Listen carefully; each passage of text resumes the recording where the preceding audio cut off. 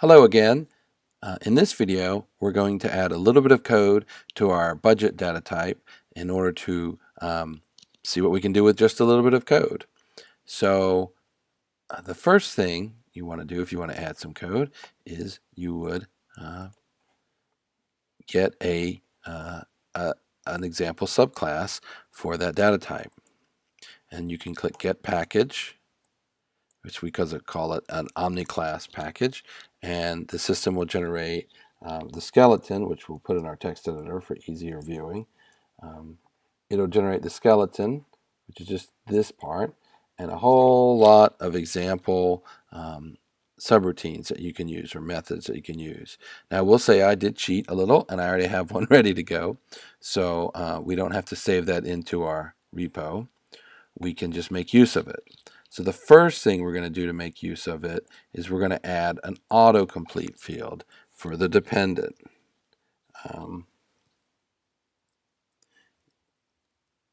There we have that, and we're going to say short text autocomplete.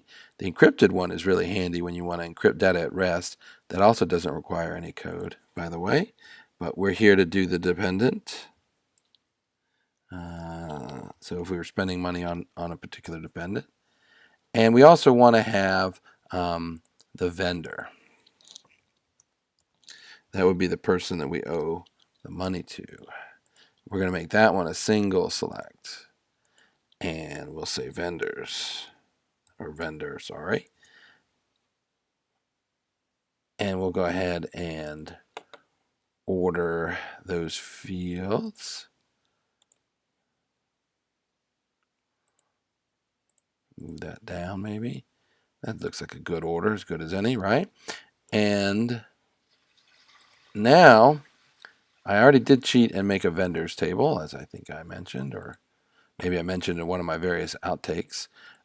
We can hit update, and we don't see it, so let's flush our data type cache and try it again, and now we have it. So the vendor, you've got to add the package to the, you assign the package to the data type. Perhaps we can make it work. Now we have a vendor. Dish Network's pre-selected because of my earlier testing. So we can assign the vendor for the dependent. It will auto-suggest for us. And this is working off of the little routines I made. This would be the autocomplete for the dependent. It just loads an object for the dependents, an OmniClass object, and it does a quick search and loads. I'm sorry, it did the search up here, and then it loads those in, and it returns. For the vendor, we load the vendor's object, and all OmniClass objects have a nice menu options. So we can actually use that to very easily make relational menus that relate data types to others. So we have one more routine here, which is a virtual field. So let's bring in that virtual field here. We'll say expense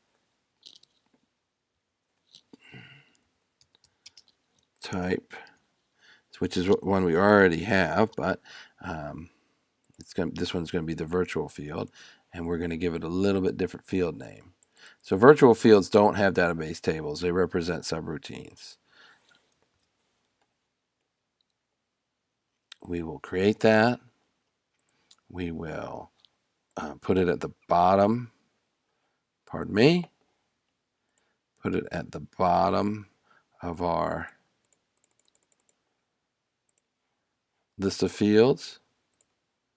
And we're just going to add it to our view. In fact, what we're going to do is we're going to replace in our budget view, we're going to replace the plain old expense type with our better expense type, our virtual field.